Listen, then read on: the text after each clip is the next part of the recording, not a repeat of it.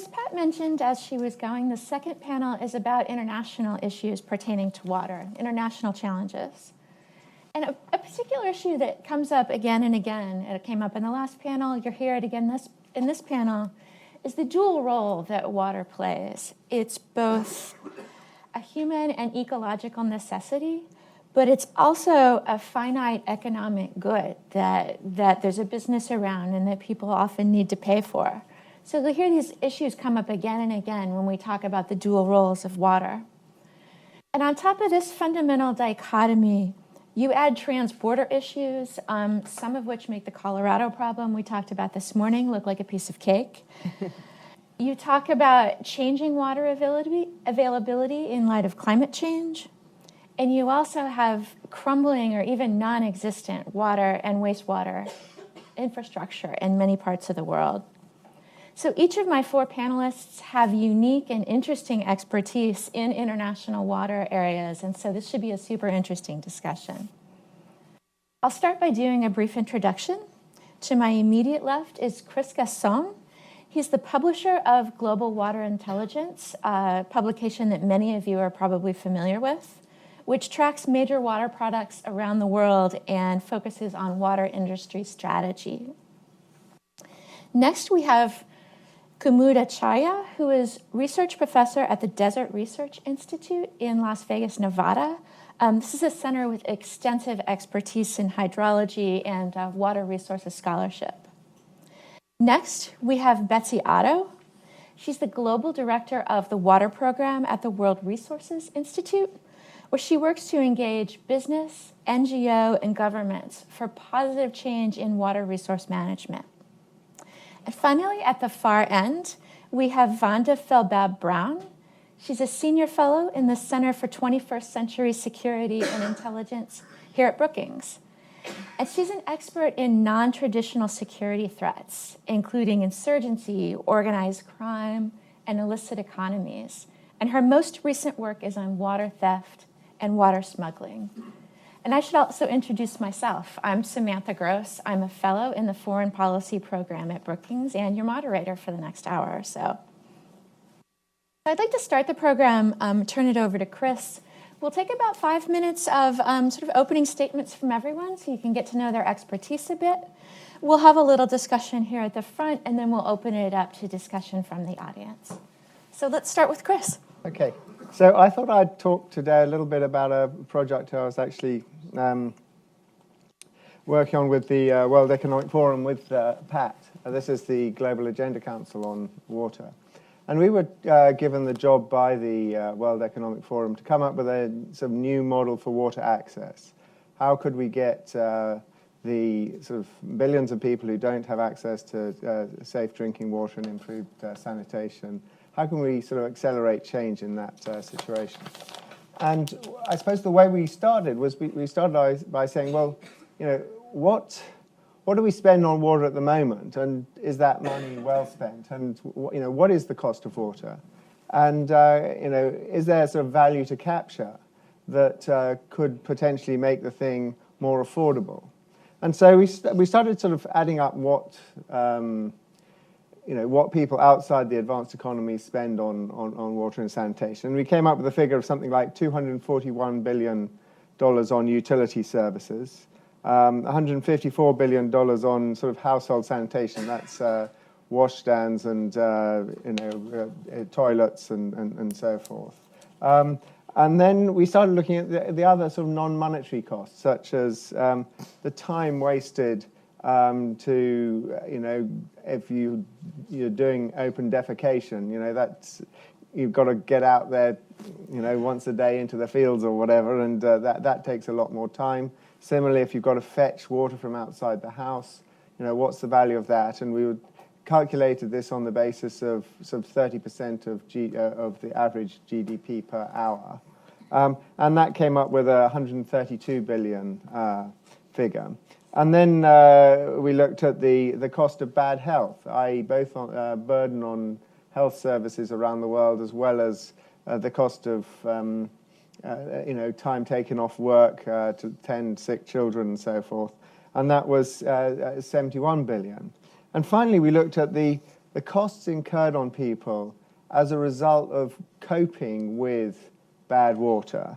And that means, treating the water in the home rather than relying on treated water being provided by utilities, which was 52 billion. Buying bottled water. I mean, in a lot of places, bottled water is a lifestyle sort of purchase, but it's also, the only way in some parts of the world you can actually get a safe source of drinkable water. And that's a sort of 58 billion spend. And then tanker deliveries, if you can't rely on the utility to deliver all the time, that's 7 billion spending, and 3.7 billion being spent on storing water in the home. That's tanks on the roof and the other sort of plumbing systems. And the interesting thing we came up with was that the total amount of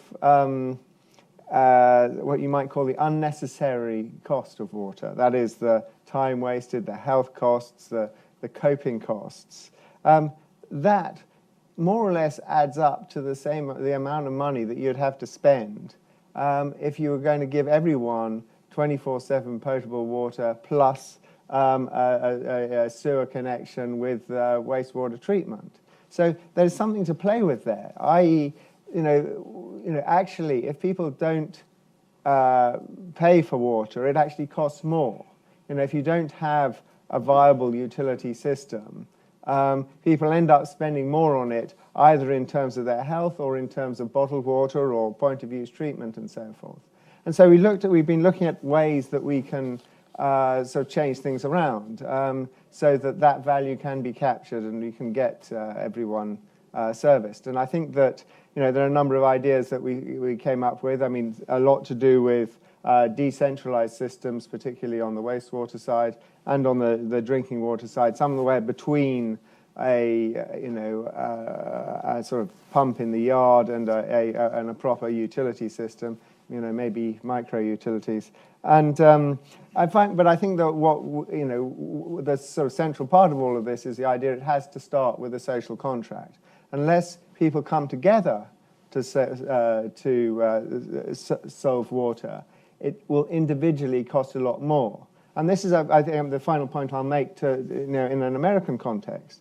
Looking at this data, the coping costs of bad service, that's bottled water point of use, those are rising in the developing world at about twice the rate of spending on utility services.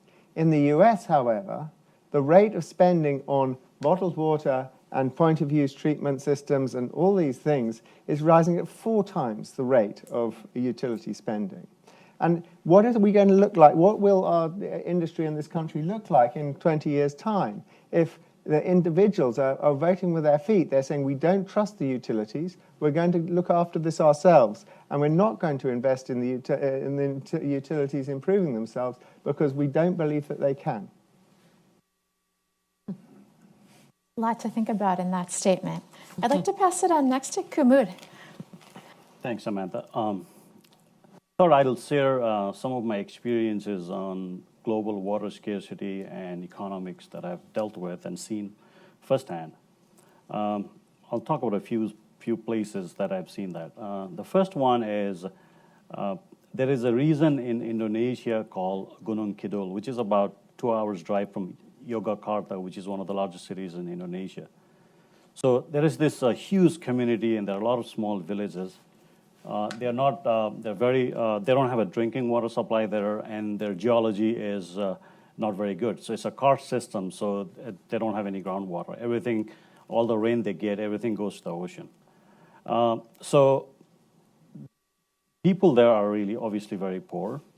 So what they have to do is the only way for them to have some water is to store rainwater that falls in winter and then keep it for the summer.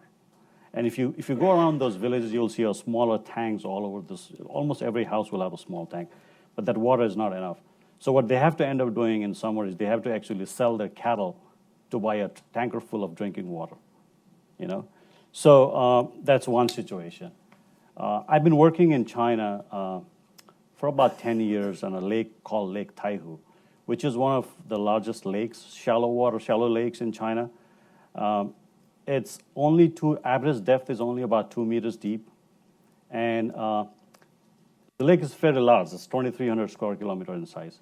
There are over 50 million people in the watershed of that one single lake, and that supplies drinking water for 20 million people. You know? And that is the area of China. There's been a lot of economic activities in that area. It's between Nanjing and Shanghai. There are a lot of cities like Wuxi, Suzhou, and all those cities that are growing very rapidly. And because of all those rapid growth and urbanization, and all the pollutions from all the industry and people moving into that area, all those urban runoff for the last 30, 40 years getting into the lake is one of the most polluted lakes in the world. And 2007, they had a massive outbreak of algal bloom in that lake. And since that lake supplies drinking water for 20 million people, there's a city nearby called Wuxi City. That time, the population of that city was only 5 million, but now it's 7 million in just like 10 years. People woke up in the morning, they opened their tap water, and they couldn't, it was all smelly tap water. The treatment system couldn't handle that overwhelming algal bloom in that system. And the whole city ran out of bottled water within a few hours, you know? And these people were very, very angry and upset, you can imagine, right? And I met with Ministry of Water Resources in China and all those people that say, okay, what does it take us to fix this? I say, you can't fix it with money. It's going to take you. This lake is only 2 meters deep. In some places, the sediments are 5 meters deep. You know, all the sediments coming from the watershed. So the challenge is so big that it's going to take 30, 40, 50 years of really very hard work. Let me tell you one more example. About a year ago, a dairy industry in UAE, United Arab Emirates, they contacted me and they said, it's the largest dairy industry in UAE. They have over 12,000 cattle. And so they said that we have a big problem. We're running out of our water. And we get our water from groundwater, obviously. And that industry was only established in 1989. So they started drawing groundwater. And now that water, the groundwater table has gone down from 30 meters to 100 meters in about 20, 25 years, you know. And the TDS, the salt level in the water has tripled, right? And so they've been using that water, and now they are really worried in the next 10 years they'll have no groundwater. So that the industry cannot survive without groundwater or without a substantial amount of water coming to. And UAE has what? I think the desalination covers nearly 70% of their water needs. It's very expensive. Even the groundwater they take out, so they use RO system before they use that, and the RO system you can only use about 70%. The 30% is rejected, and they don't know what to do with that rejected the brackish water, right? The disposal is very expensive, so they want new technologies to dispose that, right? So these are the challenges that that I've seen around. Obviously, with challenges come opportunities, but right now the challenges seem huge. I was born and raised in Nepal, and I've seen 60-70% of the people in the country I was born, they still don't have a clean drinking water supply. In remote areas of Nepal, people actually have to walk miles to get a bucket full of water still. And usually done by women. I mean, it's culturally that the women are the people who basically cook and prepare everything. The men are out there in the field working, The challenges are just huge and tremendous, and I think that there's a lot of soul searching and a lot of technological advances needed. Even more to think about. Betsy, would you like to add to this somewhat challenging conversation? Sure. Just to continue giving maybe the global context or international context. And first of all, for those of you that don't know World Resources Institute, we work at the nexus of development and environment. We're a global think tank. We work on food, forest, water, cities, energy, and climate, and I direct the water program. I think, it can feel like the future of water looks pretty bleak. And I think it's really important to recognize that we are in the throes of a quiet but growing crisis in much of the world that we are really sort of just ignoring or, like the three monkeys, see no evil, pretending is not happening. By 2025, 1.8 billion people are going to be living in areas where they have absolute water scarcity. As much as 40% of the world's population, 40% of the world's population by 2035 could be living in seriously water-stressed areas. WRI developed about 5 years ago a global water risk mapping tool. It's completely open source. It's available to all users, called Aqueduct. Many of you might be familiar with it. It's being very widely used by the private sector, which is who it was first developed for, because it was very difficult for them to get good information across watersheds on a consistent, credible basis. So we use the best available data, global data sets. We did an analysis where we looked at that sort of baseline today of water demand by sector and in total relative to available surface water supply. And of course, you could do the same kind of conjunctive analysis where you can get the good data for groundwater and surface water, but just even looking at surface water supply. And a growing number of countries, when we project forward demand and future climate impacts using International Panel on Climate Change data, this is also included in this Aqueduct tool, a growing number of countries are going to be facing extreme water stress. That is, 80 to 100% of their available water is going to be demanded, going to be used. Now, some of that's redischarged and so on, and reused multiple times as it moves downstream, either through recycling projects or just because farmers use it, and then some of it goes back into the stream, energy, power generation plants and so on. But the point is that at the macroeconomic level, we really have to understand the importance of water in our economies and what the impact could be for growth in the future. And it's that multi-sectoral, the demand for energy, which is growing at the same time that demand for food, at the same time that urbanization is rapidly expanding. And in many countries, a rising standard of living is also requiring higher water demand. And then climate change. We're seeing the new normal being much greater disruption and interannual variability in droughts and floods, more extreme storms, more extreme droughts in many parts of the world, and just really big disruptions to the nature of how precipitation is delivered. So this sounds very wonky and technical, but this has a really bottom line impact, as Samantha, you said in the beginning, to economies. So what are we to do? Well, first of all, I think it's very interesting that in the private sector, companies are beginning to take action. And in part, they're doing so because investors are asking them to disclose about where they are facing water-related risks. So lots of information providers in the investment sector, MSCI, Bloomberg, many others, in fact, are using the Aqueduct and other sort of water risk mapping and related tools. And now companies are starting to look across their operations and across their supply chains and start to see where they may be facing challenges. So one interesting thing that we're seeing is that it's the private sector in a lot of places that companies and investors that are pushing governments to start to step up to the challenge. Because they're saying we're not going to continue to make investment in a lot of these countries unless we can be assured that there is going to be a sustainable water management situation. And companies realize that they're part of the problem. In fact, in many instances, this just happened again with Coca-Cola in India, they may lose their social license to operate. It becomes very difficult if you're a food and beverage manufacturer, if you're operating in a place that's water scarce, if you're not engaging in sort of collective watershed and water management stewardship. So there are some companies that are really starting to work on a strategy to figure out how you would actually set watershed targets where you have water demand and supply. I'll do my very fancy graphics here with my hands that are out of balance. And then what are the different strategies that can be undertaken, and what are the trade-offs and offsets across those different strategies for bringing that situation into balance. And that's really the challenge. We have to acknowledge that we have a finite resource and we have to take steps to bring it into balance. Countries like Ethiopia, which has very ambitious development goals. It's sort of a development darling, growing at, has been 10+% in GDP per annum, and has very strong ambitions to become a lower middle income country.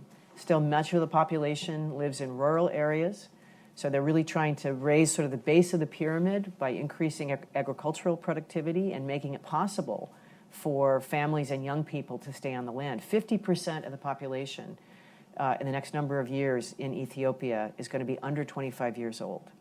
So jobs and economic growth is a huge challenge for that country. So their 5-year growth plan calls for massively scaling up hydropower. 85% of Ethiopia's power now comes from hydropower. Scaling up irrigated agriculture, scaling up agricultural processing and other kinds of industry that they think they can add value-added jobs with. and massive changes in urbanization, growth in urbanization. Where is the water going to come from? If you look across all those sectors, without some optimization across those, without some better efficiencies, there is literally not enough water in that country probably to meet those growth and development plans. And the government's well aware of this.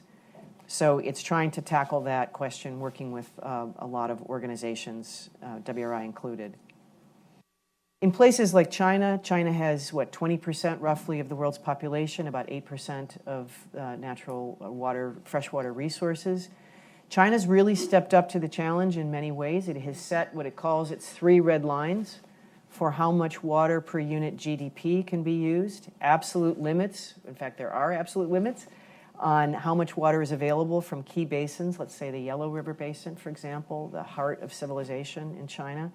And then also limits on water quality, which China has tremendous challenges with, on water pollution, I should say.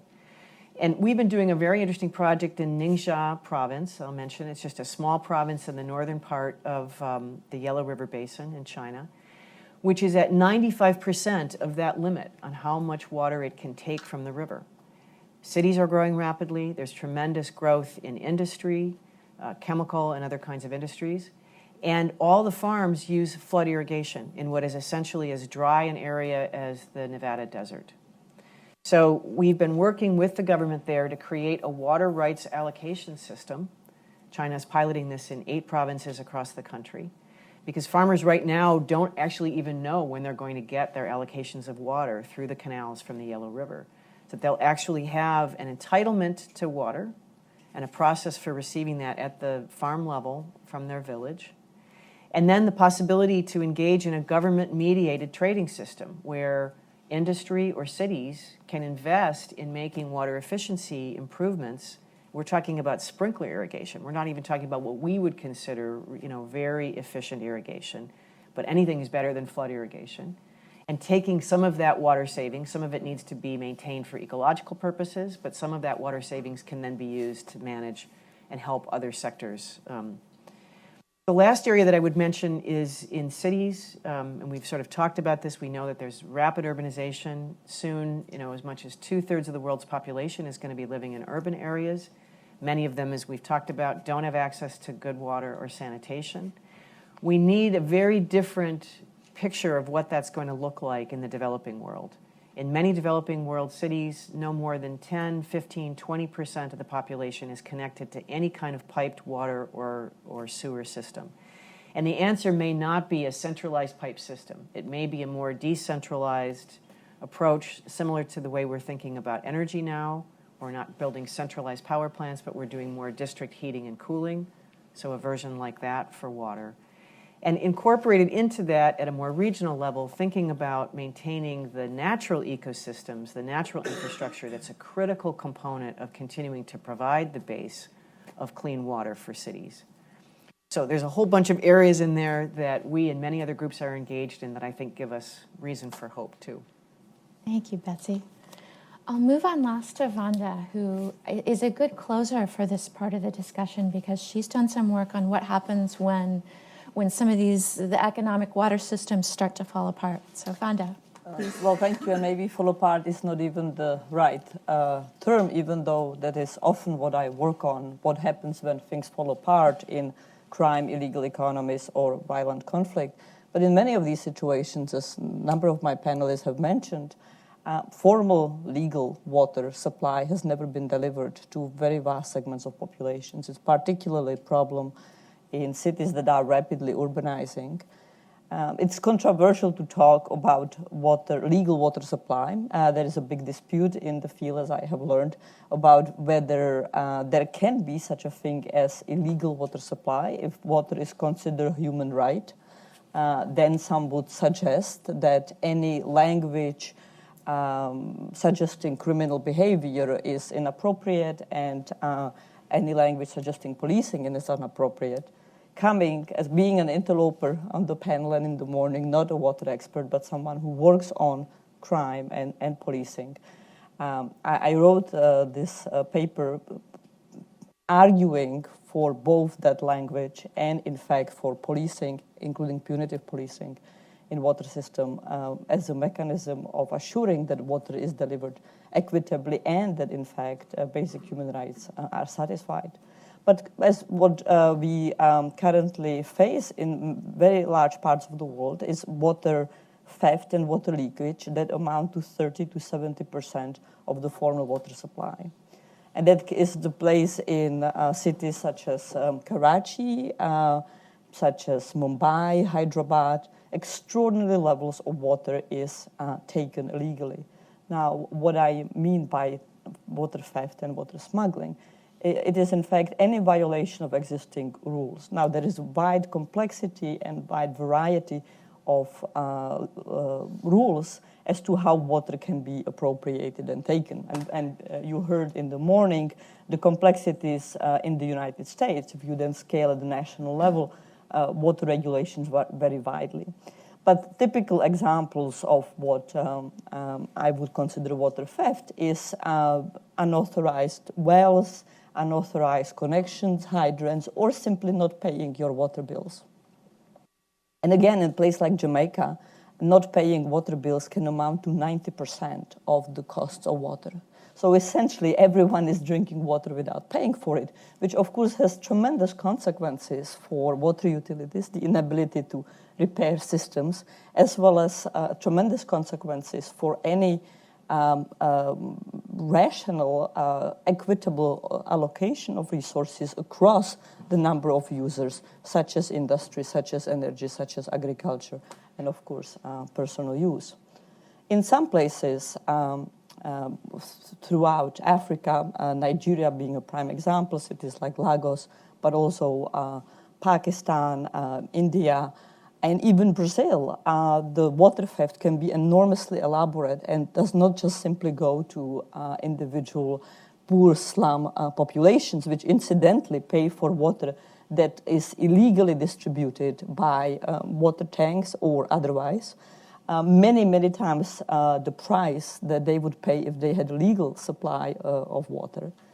But the scope of water theft can be such that some industries in Pakistan perhaps use up to 70% of water illegally without paying for it.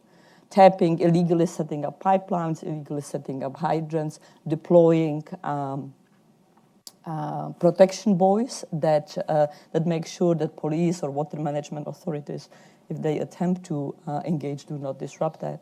And in fact, a lot of the illegal water supply and distribution often takes place in complicity with water management authorities through kickbacks that they get from some of the key violators.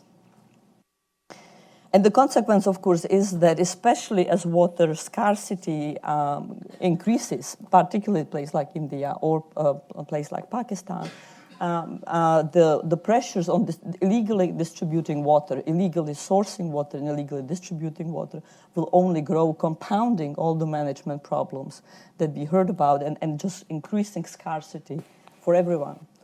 We have really not seen instances yet on cross-border water smuggling, though we have seen instances in the Middle East of rather elaborate, lengthy smuggling of water across substantial territories.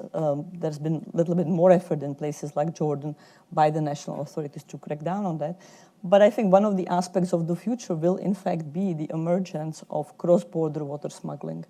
And that will not only present difficult human rights, legal policing challenges, but also perhaps add to the dimensions of conflict.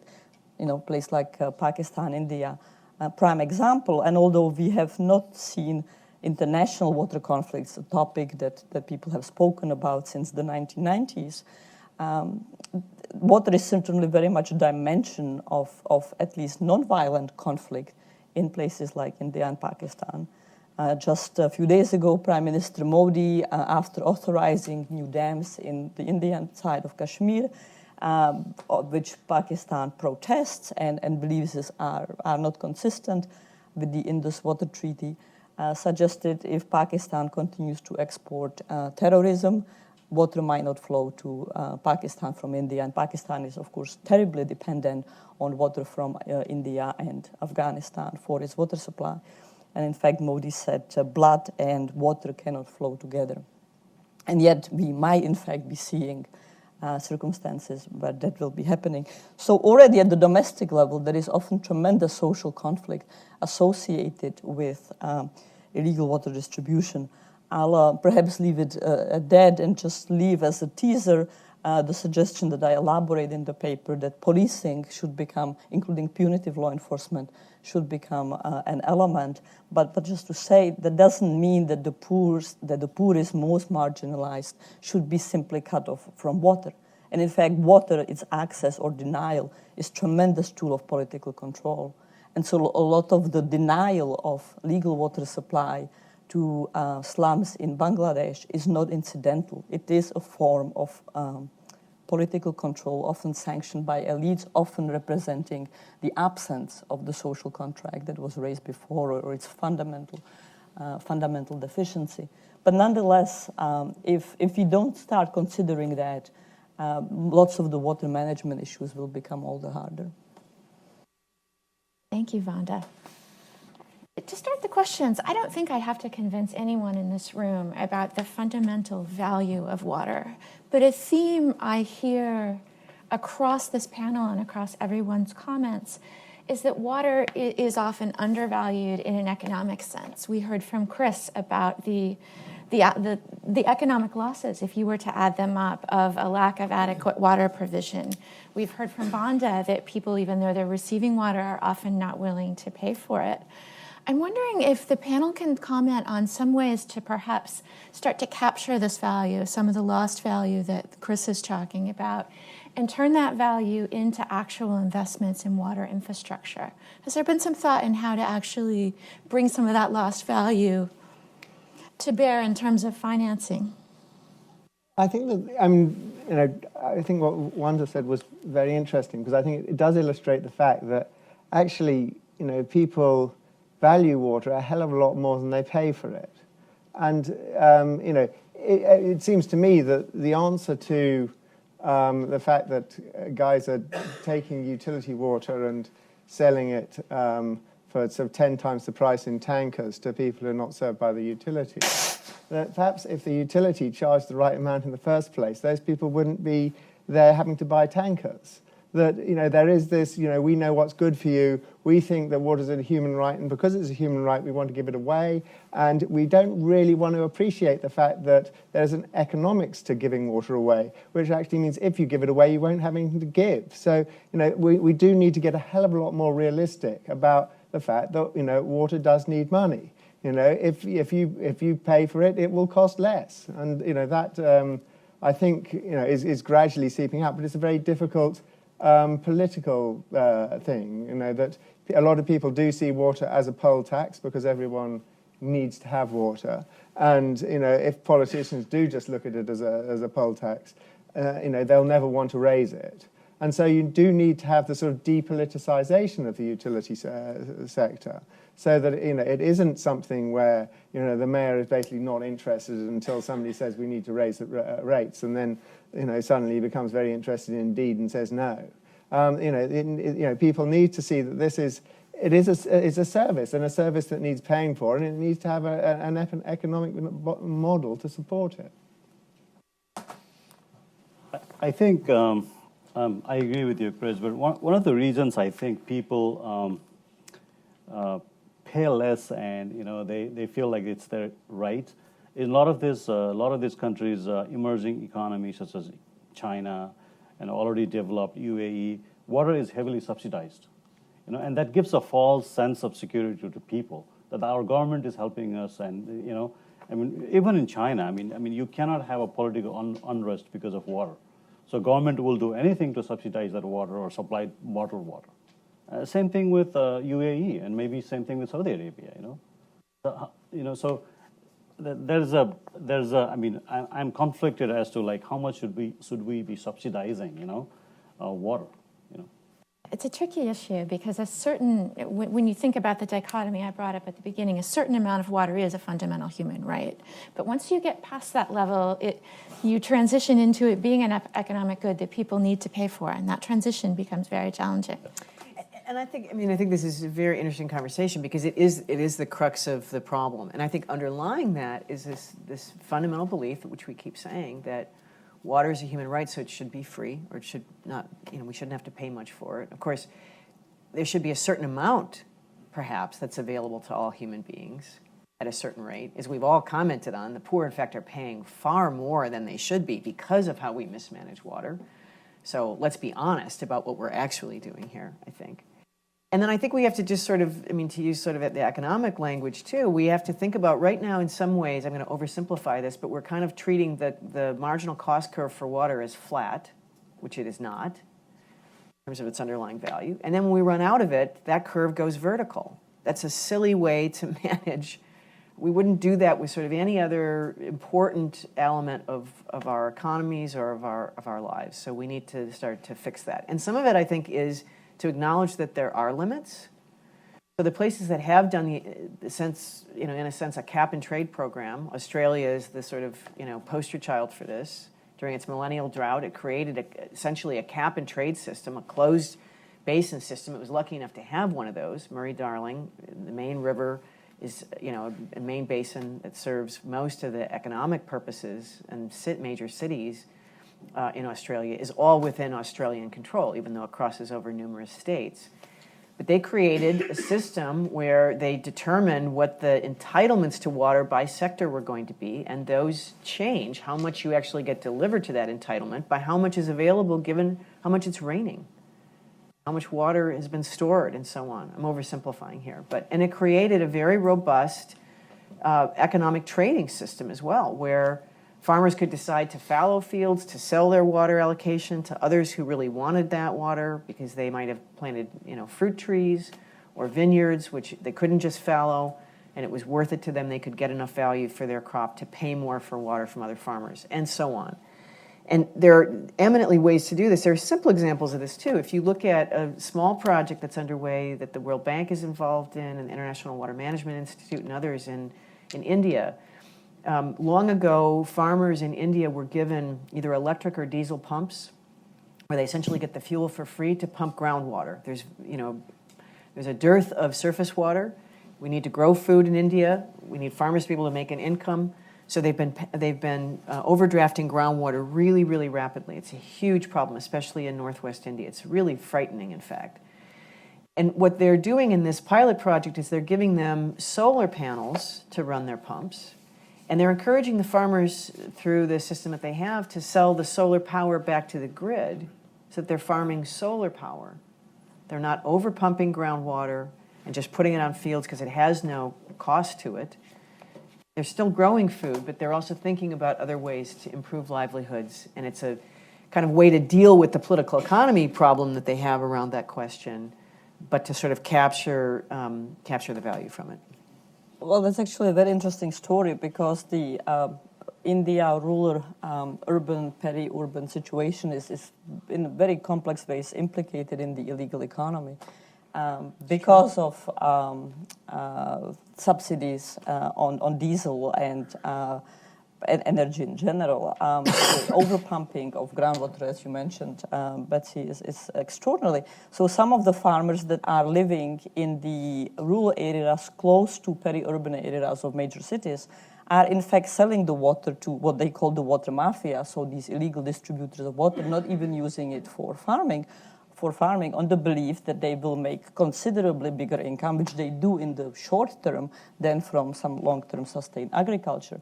So then the water mafias take it to the cities where they illegally sell it to everyone in the upper class or middle class, depending whether water gets treated. That some users might abstain from it, but the distribution is illegal. And they also sell it to industry. Now, of course, over time, this is just drying up the rural areas around the cities, only pushing the farmers that, say, for 5 years are pumping their water and selling it to the water mafia, they run out of water, they can no longer stay in the villages, and they move into the slum areas, becoming then dependent on perhaps not the same actors, but the illegal water distributors themselves, often at greater poverty rate than they had incurred before.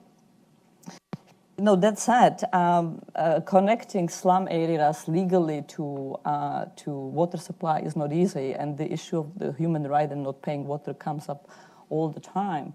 There's been a recent, few years ago, prominent case in South Africa where, in fact, there was a move to connect poor urban area for the first time to formal legal water, but that, of course, came with meters. And people had to pay for water, which they didn't want to do, so they would tamper with the meters, break them, or violate them, but then they would eventually be cut off from the water authority. That led to a major legal case where the slum residents, a few women, challenged the meter system on the basis that water is their human right and hence it should be not paid, and they won. And that was very much embraced and seen as a victory for human rights, but I would really question whether in the long term that in fact benefits some of the poorest and most marginalized. In other cases like Brazil and India, it is often the middle class that's a crucial obstacle to distributing, to legally connecting water to slum areas, because the middle class doesn't want to pay for it. They oppose any taxes. They themselves depend on some illegal water distribution. The top elite often has totally private solutions, whether legal or illegal, to water. And so the tax burden of extending formal water systems to slums would be borne overwhelmingly by new middle class. And they are quite callous and indifferent to the lower strata they had left perhaps not even a generation ago. And they often boycott bringing legal water, whether through tankers, but particularly because of the cost through pipe systems to the poor area. So the issues of the social contract are very complex. And I guess just my last word, I mentioned Brazil. It's not just areas of real water scarcity, like the desert areas that have big problems with unpaid, in my view, stolen water. Brazil is one of the most water-rich countries, and yet pervasive levels of not paying for water, just as there are pervasive levels of not paying for electricity and other services and utilities. I'd like to switch gears for just a second to ask, we've talked a lot about the political and economic barriers to provision of water. I think it might be interesting to spend just a moment talking about potential technology solutions. I heard one of you speak about perhaps having smaller rather than more centralized systems. And I'd like to hear a bit about potential technology solutions that can help us out of our water bind. I think there's the freshwater side and the wastewater side. On the freshwater side, this problem of, the brine from groundwater desalination is a pretty fundamental one in that, it is a hazardous waste and getting rid of it is incredibly difficult. There are sort of technologies. I'd say Desalotech from Israel has got one of them which has squeezes out 90% of the fresh water rather than 70% of the fresh water from the things. And I think that we are seeing improved membranes and what have you, but there will always remain a reject from that salt separation process, which is incredibly difficult to get rid of if you're sitting in the middle of the country. It happens to some extent in this country with the sort of frack water flowback, when you've got in Pennsylvania where you can't re-inject the water because the geology doesn't support it.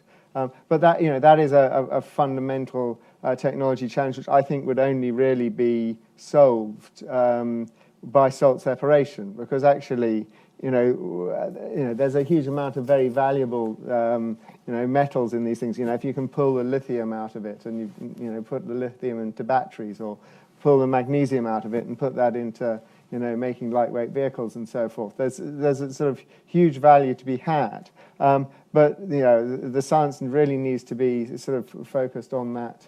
What do we do with the brine? How do we turn this into something valuable? On the wastewater side, I think that here, as I say, the thing which would make the biggest difference is, coming up, changing the paradigm for wastewater. A lot of, I talked to a friend of mine at the World Bank who said that yesterday that 90% of the water we use is just used to dilute feces. It's used because of the wastewater systems that we have. If we change the wastewater systems, particularly in low-income countries, Bill Gates has got this reinventing the toilet challenge. If you can come up with a water-free toilet or a way of treating waste much closer to the home, and getting some value out of it, maybe some energy out of it, and getting some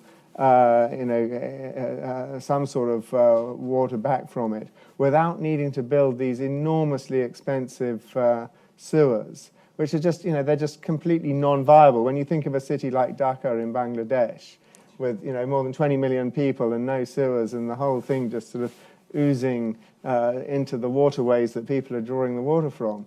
There's got to be a better solution for that. And I think that it's going to be something to do with both toilets and treatment, all in one, at a sort of an affordable cost that would really make the difference. Yeah, there are obviously opportunities. I'm going to go back to my Indonesian case where I've done a little bit of work. So what we decided to do was we decided to teach the local people on rainwater harvesting a little bit more effectively, and then use a local material, for example, to build like bamboos as a reinforcement instead of using steel, and use the local sand and build tanks. And then also have a very simple treatment on the top before the water gets in from the roof to the tank, and have a few sand and gravel treatment system, and it works, And so basically, we didn't want to go and build everything. We built a few, and we got the locals involved, and we taught them how to build it. Now, and then we also, the ones that we built it, we still needed a little bit of, we wanted to put a small amount of tariff on them so that money could be used for maintenance down the road.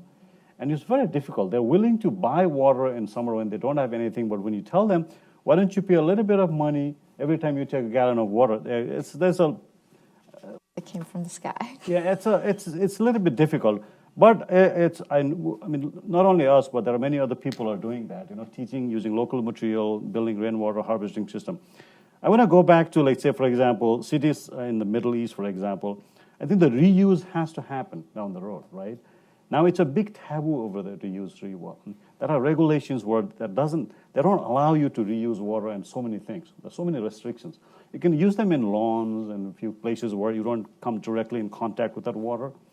But how do you change the taboo? How do you change? I think it's going to happen if you make them pay for that water. Look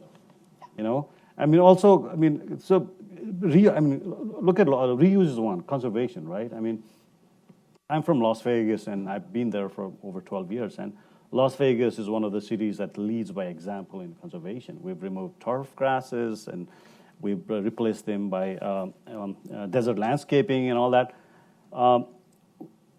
That culture hasn't, I don't see that in other parts, like let's you go to China. Western part of China, there are cities, smaller villages being abandoned because there's no water now in Western part of China.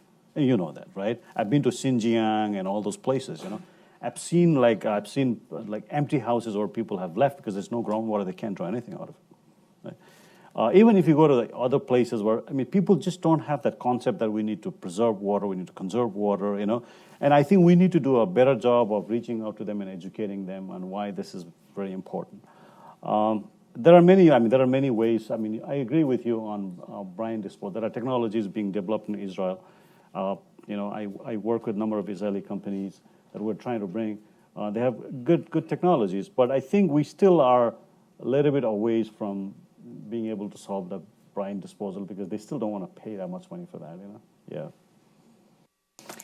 I just want to pick up on this technology question too, because there's no question that technology can help. New membrane technologies, for example, for desalination and similar kinds of waste to energy, waste to reused or recycled water systems. But I like the thread here too that I think is really important, which is I think we need to change our mindset and really invest very differently in more what I would call source controls versus end-of-the-pipe solutions. So it's like capturing rainwater up front instead of letting it run off into a sewer, treating it or not, and then having to withdraw it and treat it and so on. It just doesn't make any sense. It's more complicated, but to do that, oddly, it should be simpler. And actually, ancient systems in a lot of places are sort of being unearthed again to do exactly that. Investments in conservation and efficiency up front, demand-side management is the best hidden reservoir and the cheapest approach almost in every case that you can think of as compared to investments in actual technology or infrastructure. And yet we don't do it. It's not sexy, it's not interesting. By the way, it's difficult often to finance. You have to have a really strong leader and a Pat Mulroy in Las Vegas or a city of Seattle who choose to spend their money that way. And this is something that I guess the other thing I want to point to too is resource recovery and reuse, which is just, we should stop talking about wastewater. It's not a waste. There's more energy embedded in wastewater than is required to treat it. DC Water here has invested in this CAMBI system from Europe, this thermal hydrolysis system for taking its sludge and getting, basically optimizing the methane biogas that it can get out of it. It can run the entire plant off the grid. Let's say another Hurricane Sandy came along and knocked out Pepco's, energy system for a little while, or the grid. They wouldn't have to dump untreated sewage. They can now run the plant entirely on that basis. They're looking to sell energy back to Pepco's grid. They are Pepco's #1 largest customer right now. They're starting to take in or look at how to take in organic wastes from restaurants and food processing and so on. It is a huge, huge resource, not to speak of the recycled water that you could get from that as well. But back to this financial issue. When I talk to folks in the investment community, there's $10 trillion of immediate, probably far more than that, but you'll often hear a $10 trillion number used for immediate needs for water infrastructure investment globally. Lots and lots of interest in the private sector and amongst investors in putting money into that marketplace. But they don't want to do a project that's less than $250 or whatever $million. So a desal plant would be very nice for that, or kind of classic 19th and 20th century infrastructure. It's very difficult to fund without an aggregation or securitization system or scheme, which we haven't quite figured out how to do yet, these smaller decentralized approaches. Philadelphia has tried to figure out how to do this because as part of its consent decree to deal with its combined sewer overflows, it's trying to create a sponge system, essentially, with rain gardens and rooftop gardens and so on over a quarter of the area of the hard surface of the city. That's what's in the plan. It's very hard to get there. They estimate it could be something like $1 billion in investment that's necessary to do that. That's real money. The problem is it's all in small pieces. So what's the system that we need to have in place? And there are some strategies that are being tried in some innovative approaches to creating a way where that becomes the new technology, right? It's smarter, it's cheaper, it just doesn't align very well with our financial investment system right now. I don't know if you would agree with this, Chris, but this is certainly what we see. I think there are other ways of doing it which can be aligned. I think one of the most interesting things I've seen technology-wise is that in Melbourne, where they have they have a big problem with stormwater, as you suggest, and they were going to build a big stormwater tank on top, to capture the water which was coming down the hill. And they decided that, or at least one of the utility guys there decided, hey, how about we sell rainwater to our customers as an alternative? So they can buy water. You can have like a menu of water that you can buy from the utility, and you can either buy utility drinking water, or you can buy rainwater. And if you buy rainwater, they'll come in and they'll put in a tank, and the tank will have a smart box in it and a pump in it. And and you can control the tank, and the utility can control the tank. So when there's a rainstorm coming, the utility can push a button, they can empty all of the tanks across the area, and the rain can then get into those tanks, and they don't need to worry about the whole overflow. And they can continuously manage the flow of water from the tanks, into the system, or people can use it for their gardens. And I think they also have a little UV thing, so you can use it sort of for grey water uses in the household. And they also do the same thing with their sewer system, so that instead of having a a great big, traditional sort of Victorian sewer. They have a sort of 65 millimeter sewer with everyone having a tank, a holding tank in their garden with a pump and, again, this control box in it. They can empty, the big problem with a sewer system is that you have to build it for the peak use. And that peak use might happen for a few hours a day once a year.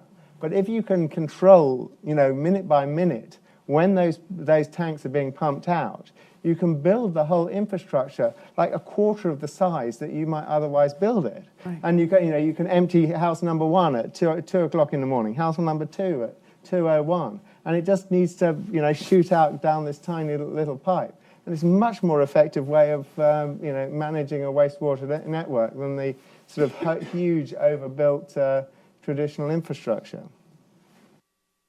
I would just return to the theme of conservation, of really being key, and what we see in countries with some of the highest water theft rates is that the government authority often reacts by thinking about how to build new infrastructure, new dams, or how to build very long aqueducts, or perhaps going to technologies, but tends to be loath or unable to really think about how to stop leakage. And it's both leakage that is the inadvertent consequence of illegally tampering with hookups or creating illegal hookups, as well as, of course, breaking down infrastructure, because as a result of water being unpaid, the authorities cannot then repair it. But that said, so I tend to be very much want to emphasize the conservation elements, of which law enforcement, in fact, is a very important one, although not one that's spoken about. But then to have really effective law enforcement, technologies can be very important because there is real difficulty in detecting illegal water withdrawal in the real time, and particularly if this takes place on a massive scale in a city or massive scale in rural areas. So, for example, in Pakistan, the entire aqueducts has just scores and scores and scores of illegal hookups. It takes a lot of patrolling capacity, which often is elusive for law enforcement officials, and enforcing water regulation tends to be way, way lower on the bottom of priorities for either water management authorities and particularly police forces. They usually do it only when they are bribed, and they usually do it only to enforce selectively against those who cannot bribe them. So the poorest that are not capable to bribe the officials have their illegal hookups disconnected, and industries and agriculture, entire rich agricultural sectors will get around with water theft. But so there is, I think, a real space in building technology into some of the policing element that's not sufficient. There are legal challenges. Often prosecuting water theft is enormously legally difficult. That's one reason why neither water authorities nor police want to get involved with it, because of the body of evidence they need to present and the challenges. So there are many other issues, but nonetheless, even in the policing aspect, technology is something that could really help. I'd like to open up to audience questions right now. I would ask you to state your name and where you're from. We'll take 3 questions at a time so that we can get some variety in what people answer. And I also, please follow the Jeopardy rules and state it as a question. So, and also, please wait for the microphone. It's not so much for us. We can probably hear you, but it's more for our friends who are watching online. So let's start here, and then we'll go over to this gentleman in the orange. Yes. Yeah. Thank you very much. My name is Clive Lipshan. I'm from the Arava Institute for Environmental Studies in Israel. So I find this fascinating. A lot of my work is in this issue of transboundary water management between Israel, Palestine, and Jordan. I want to just throw out there for the panel to consider from some of my work is one way to try to understand or address this issue of why people don't pay for water, specifically in developing regions. In my experience, one way to get around that is to link water with energy. So in my experience, for example, where we are actually developing decentralized approaches to water and wastewater management in the Palestinian West Bank, where over 70% of the population is not connected to a sewer network, what we found is pretty much like in other examples that you've mentioned, people don't pay for water. They don't pay for water even if they're metered. They simply just don't pay for it. But what we did realize is that one way you can generate an economic incentive is to show that one way to cover the cost of putting in these decentralized systems is to show the value of the reuse of wastewater for irrigation with an increase in crop yield, income generation, and so on. So that was one way to bring money in, which then you can put into operation and maintenance of the systems, and also to start building a local utility. The other example, something that to consider, and I'd like to get your thoughts on this, is for groundwater pumping. So here again, they're not paying for the groundwater for a variety of reasons, but they pay for the energy to pump. So any way that you can reduce pumping costs is a way that you can leverage into covering or recovering the cost of the water. Thanks. Pass it over just to the gentleman here in the orange, and then we'll come up to you next. Hi, my name is Jahangir. I'm a student at SAIS. My question is, when you talk about value and economics, what role do you think water markets have to play in there? And in terms of that, how they can actually feed into climate change, regulatory authorities and private sector, how they can feed into climate change with the whole water market setup? Excellent. We'll do one more from this gentleman in the green tie. Lynn Schlosser, the American Council of Engineering Companies. Strikes me that when we're talking about water utilities, as a utility as a service, I was once a utility regulator. But a fellow named Hernando de Soto, some years ago, wrote a book, Mystery of Capital, and in which his claim was there was 10 trillion of dead capital in the world because people were squatting, and they had value in their homes and such on this property, and that if they had title and property right, they could borrow money, raise capital, finance services. And the other benefit, of course, is with title comes an address. If you have an address, you can enforce if you have rule of law. So it strikes me that one of the basic questions here that all of you seem to touch on is property rights, title. And does it enter your thinking at all in resolution of your problem? I think all three of these questions have very deeply to do with water rights and property rights. Where would you like to start in addressing this? I think, yeah, I mean, it's interesting. I mean, there are, two places in the world where you can trade water, in the western US and in the Murray-Darling Basin. The rest of the world tends to have sort of riparian rights or, rights which can't be traded. And it's an interesting question. Should everyone create systems of water rights? Because, once you've done it, you've done it. And, one of the worst things about water rights is that actually, you need nature actually needs a right to water as well. And if you only, if everything's apportioned out, there's nothing left for nature, and it becomes an incredibly expensive thing. When you're creating a system of water rights from not having a system of water rights, you're essentially conferring a huge amount of value to private citizens, which they don't have at the moment. So, I mean, I don't know. In Israel, they have quite, a system of sort of annual allocations, where essentially the government owns all the water, and you, get told each year how much you're allowed to use it. And I think that that has an advantage in that the government does have more control over things, and it can decide how to invest and so forth.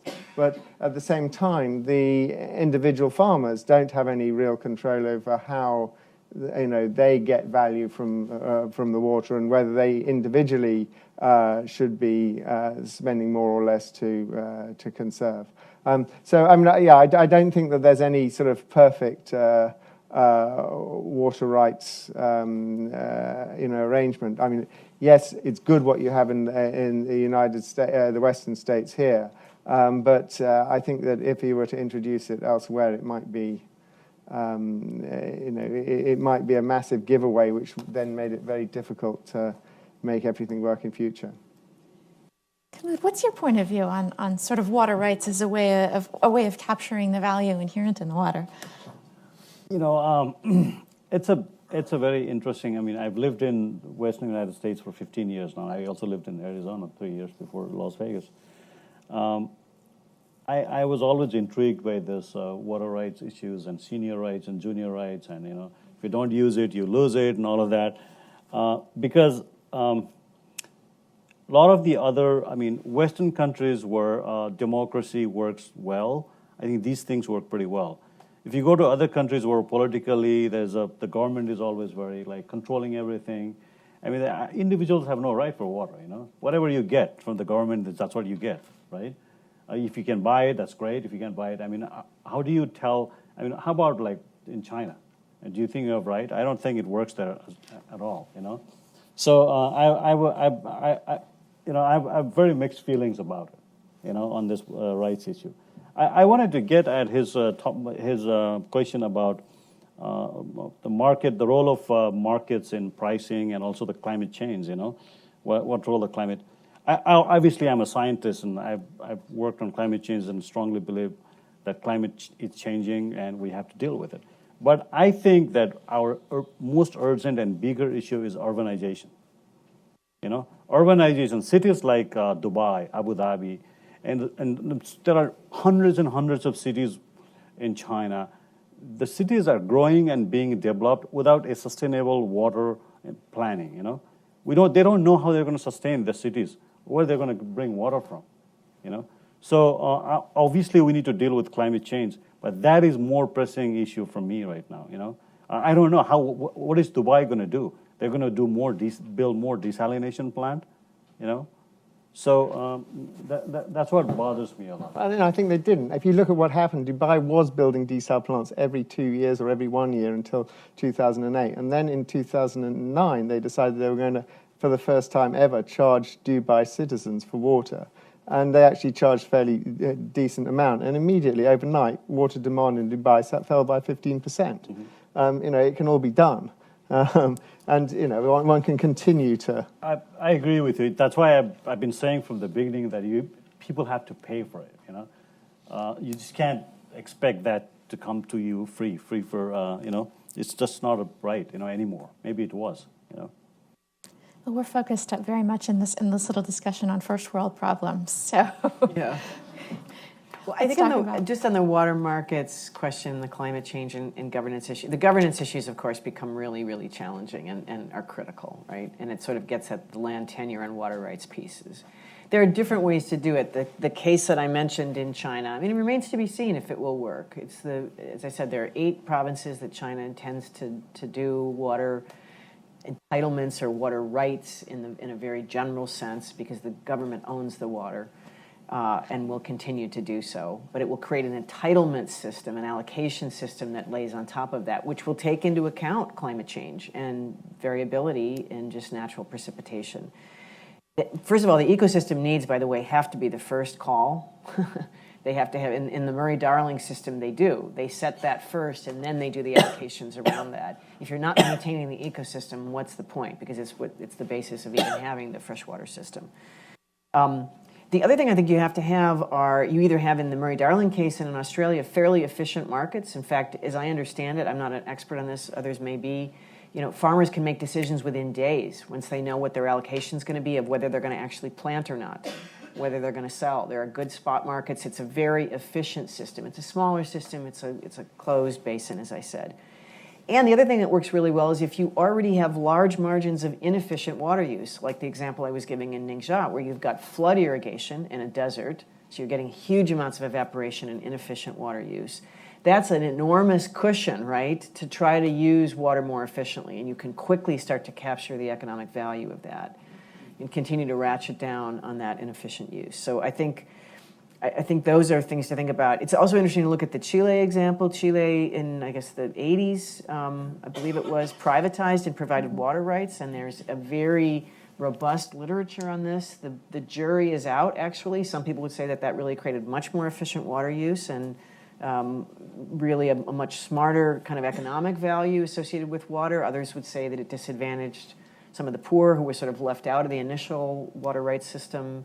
There's a variety of feelings about that. It's a tough thing to do well, But the reality is that whether we call it a water rights and trading system or just a water balance system with permits, we have to do this. We're treating everything like we're going to create a tragedy of the commons, where it's a race to the bottom of the aquifer, and whoever can get it first gets to it. It's not going to work. We're going to create this problem where we're going to then have to draw the water from somewhere else or build hugely expensive desalination plants, which have all the attendant challenges. We have to come to terms with appropriate solutions to this.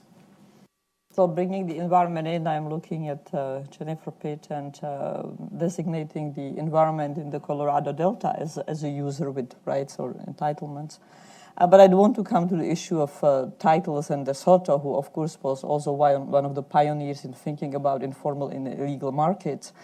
And again, many sort of complexities and fascinating dimensions, often tragic dimensions, in water use. So, for example, in India, it is a right by a citizen to be delivered a certain amount of water. But, and in fact, if you call the government, then the government will come and it's obligated to either provide you with a fixed connection. If the fixed connection is lacking and not possible, then to deliver water within a tank in a certain amount of time. Except if you live in the slum without a title. Because if you don't have a title, then the government, you don't have an official address, you are not allowed to be there, and you will not then, your right to water is being suspended as a result, and again, your only sourcing of water is some form of illegality. Now, the fact is that water markets exist. They are illegal water markets, they are suboptimal, they are inefficient, but that's what happens. And in some countries, you mentioned Chile, the other Latin American country that's interesting is Ecuador, where you again had very extensive illegal water distribution, and part of the government solution, and often quite violent behavior by the water mafias. They are not necessarily nice, benevolent guys, even though they acquire a great deal of political capital. In some countries like Nigeria, they violently disrupt the formal pipes so that there is greater market for their illegal activity.